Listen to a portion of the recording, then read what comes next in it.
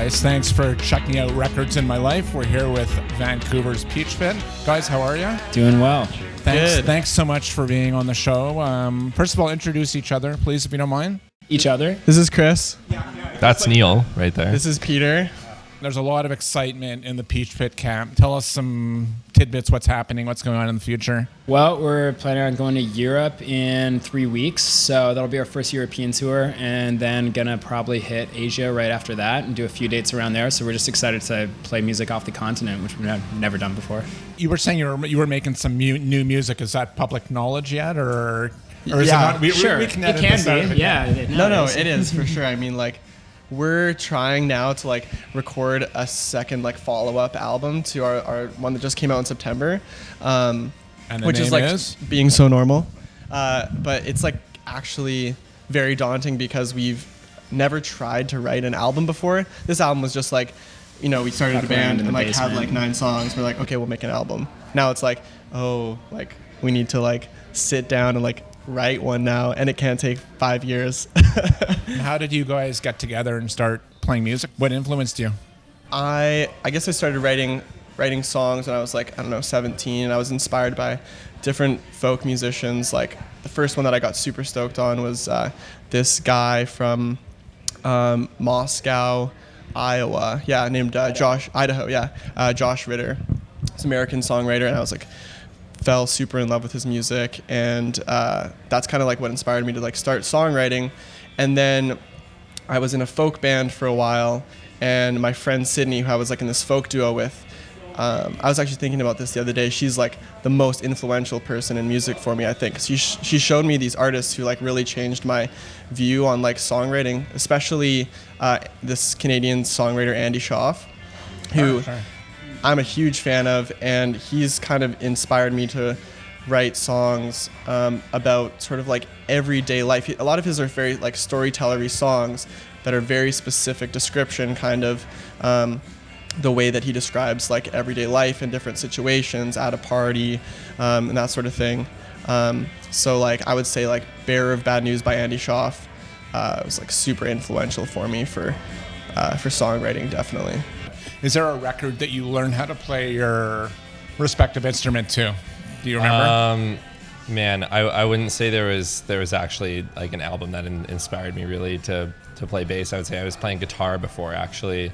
And we needed a bass player. you know the classic move, need a bass player. So I guess I'll jump onto the bass. But I would say that my actual playing, I really like doing this thing with like chords and harmonies and octaves that kind of was inspired by Lou Reed's bass player in a lot of his especially like, on that tunes. song Walk on the Wild Side. Yeah, you know, he just like has these like really like nice chords that he plays, and I was like, whoa, that's a cool sound. And so I tried integrating that into some Peach Pit songs, and I really ran with it. And so not necessarily an exact album, but some Lou Reed tunes definitely like got me thinking differently about the bass and run with that.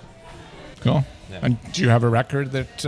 I mean, like, I'm such a bad guitar player that I wouldn't want to insult anyone by saying that their record inspired me to play in any sort of way.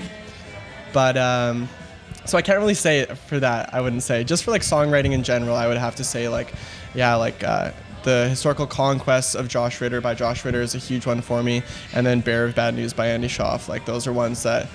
definitely changed my thought process for songwriting. Maybe even a little bit for guitar too. For me, me and Peter had the same guitar teacher growing up, and his name was Mark Woodyard. And he was realistically like the biggest influence we had, because whatever he thought was cool when we were 13 and he was 21, like whatever he thought was cool, we instantly jumped on being like, yeah, this is what we listen to as well. So like but he taught you guys to play like whole records. Yeah, he would do this thing where like, so one of the first records that he was like, oh yeah, do you like this Strokes record? And I was like, yeah, if you like it, I love it. And he was like, okay, well, do you want to learn every song on it? And it was kind of like, okay, yeah, let's go through it. So we'd learn every single song, like each lesson that he would give me. And that guitar playing was a huge influence on me as well, but really just like whatever way he was kind of steering us, like with Rage Against the Machine, Radiohead, Bloc Party was a big one. A lot of those bands really ended up being like, Cool guitar teacher. Yeah, Not- very cool guitar Not teacher. teaching him to play hotel, not to knock the Eagles, but like Hotel California or something. Yeah.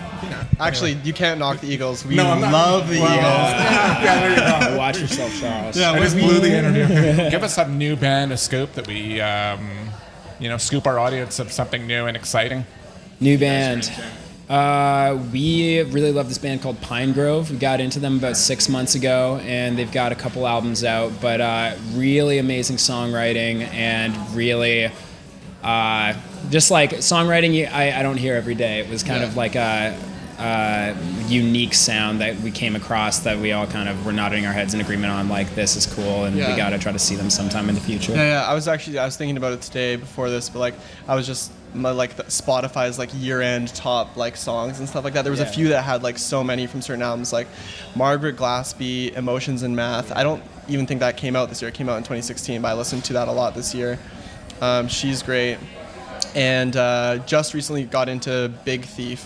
Beautiful album. Yeah, so great. The Capacity. Yeah, it's awesome. That song Shark Smile especially has been played in the band so many times. And then also another great band from the Pacific Northwest is Chastity Belt from Seattle. Sure. Yeah, started listening to them recently, and I actually don't even know what their album's called because I don't think it has any text on the front of it, but it's got like the 4 like women in the band like posing in front of the tower or something like that. But they're super great.